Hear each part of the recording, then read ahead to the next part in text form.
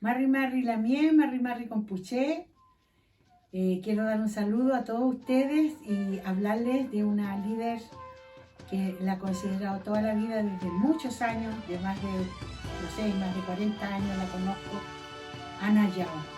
Quisiera hablar de esta mujer que ha sido una guerrera sin temores, una guerrera sin miedos, que ha estado en todo, en todas las luchas del pueblo mapuche, por años y años.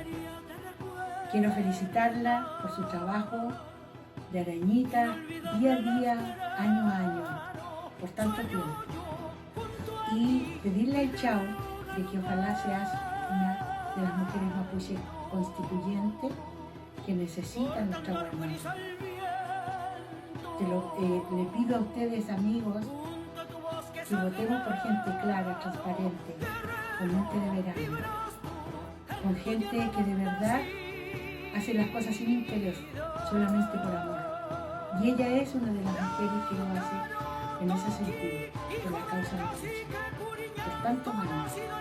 Una líder que ha sido imagen de muchas jóvenes y que la siguen. Así que, querida Lamien, te deseo lo mejor en esta Asamblea Constituyente. Que el Chao te bendiga y sigas adelante en tu labor social de nuestra amada nación mapuche. Peu callar, Lamien.